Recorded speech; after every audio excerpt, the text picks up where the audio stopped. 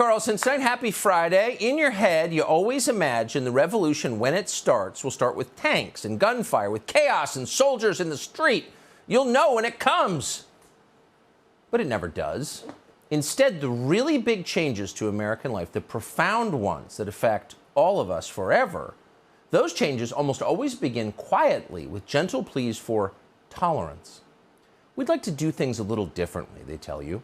We'd like to make a change to some custom or belief that people have been attached to for the last few thousand years. But don't be alarmed. It's not a big deal. You don't even need to participate. All we ask is that you let us live the way we want to live. That's always the pitch. And of course, you always agree to it. Why wouldn't you? Who could say no to that? Some guy down the street wants to wear a dress? Okay, fine. Have a party. It doesn't affect you. You don't have to wear a dress. So go ahead. Live and let live. But it turns out that's never actually the deal. The guy down the street wears his dress, but after a while, that's not enough for him. He's still angry.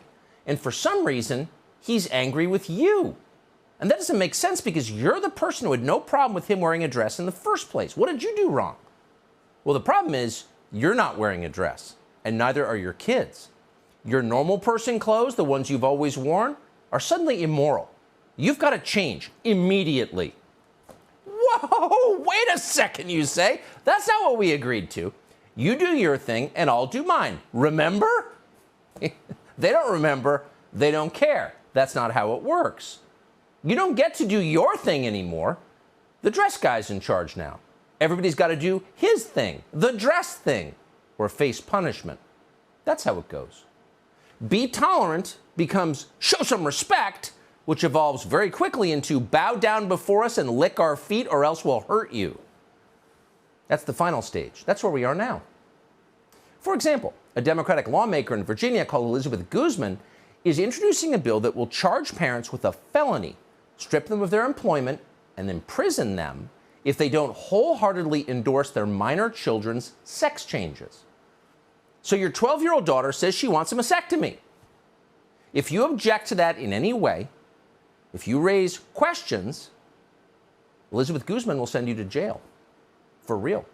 Here's a local news report. Her bill would expand the state's definition of child abuse and neglect to include parents who do not affirm their child's gender identity or sexual orientation. There's an investigation also in place that is not only, from a social worker, but there's also a police investigation before we make the decision that there's going to be a CPS charge. What could the penalties be if, the investigation concludes and it's concluded that a parent is not affirming of their LGBTQ child? What could the consequences be? Well, we first have to have an investigation. It could be a felony, it could be a misdemeanor, but we know that a CPS charge could harm, your employment, could harm your education. So who is this Elizabeth Guzman? Well, Elizabeth Guzman came to this country not so long ago from Peru as a single mother. Now, rather than wait a while, maybe spend a few generations here before telling you how to raise your children in America, she's decided to get right to it and completely change child rearing in this country in a way that would never be tolerated for a second in the country from which she comes. Try that in the Andes, honey, and see how that works. Yeah. But in this country, according to Elizabeth Guzman, you have to affirm your child's sex change or else you're going to prison and the state will raise your kids. Now you got to think, maybe they've wanted this for a while. What would this mean?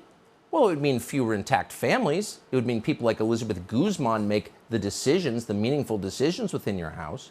It means less resistance from you. It means more powerful them.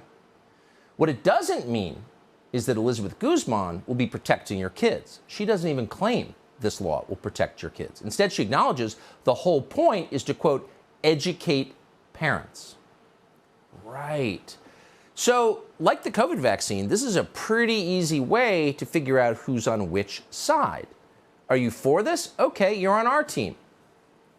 You're willing to surrender control of your own children to Elizabeth Guzman, who, again, just got here. But if you're not for it, then we know you're not on our team. We know who you are. We can silence you. We can punish you because you refuse to be educated. So it's a signaling mechanism. And you know that because the ideology that underlies it, gender ideology, is completely incoherent. It doesn't make any sense at all. It is not rooted in science. It's a form of religion that's so crazy, it dares you to say something about it. What? You can't even say that. If you do, they know you're on the other side. And it's not just lunatics and ideologues like Elizabeth Guzman from Peru. It's doctors. It's medical professionals. Here's a video from Boston Children's Hospital, one of the most famous hospitals in the world, which, like many hospitals in the United States at this point, under the Joe Biden administration, cuts the breasts off of minor girls for no medically justifiable reason. Watch a practicing psychologist, an attending psychologist at Boston Children's Hospital, explain how early children can become trans. So most of the patients that we have in the GEMS clinic actually know their gender, usually around the age of puberty, but a good portion of children do know as early as seemingly from the womb, and they will usually express their gender identity as very young children, some as soon as they can talk. They might say phrases such as I'm a girl, or I'm a boy, or I'm going to be a woman, or I'm going to be a mom. Kids know very, very early. So in the GEMS clinic we see a variety of young children all the way down to ages 2 and 3, and usually up to the ages of 9. So that's Carrie McGregor. She's a psychologist. She works at Harvard. I wonder, how many children does Carrie McGregor have? Has she raised a lot of kids? Does she watch kids carefully? Does she know anything about kids? Because she's telling you, if your little kid says, oh, maybe I'm the other sex, that means your kid is the other sex. Well, that's insane, because almost 100% of kids at one point or another, at a certain point in development, say things like, I think I'm a boy, I think I'm a girl. And you smile indulgently. Get back to me in 15 years. But no, says Carrie McGregor, in the womb you can know. So think about what they're telling you. They're telling you that the developing child in the womb is just a part of the mother. Therefore, you can abort that child at any time. It's like an appendectomy.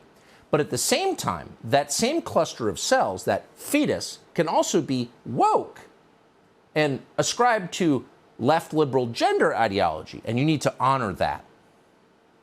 So no sane person could believe any of this voluntarily. It doesn't even make sense on its face. Again, it's a religion. And if you resist it, they resort immediately to force. No questions allowed. Now, again, this is science. And the essence of science is relentless questioning about what you think you know is true. That is the scientific method. That's science itself. But it's no longer allowed. The American Medical Association, which has utterly beclowned itself, along with the American Academy of Pediatrics and the Children's Hospital Association, just sent a letter to the Attorney General of the United States demanding that the Biden administration, and we're quoting,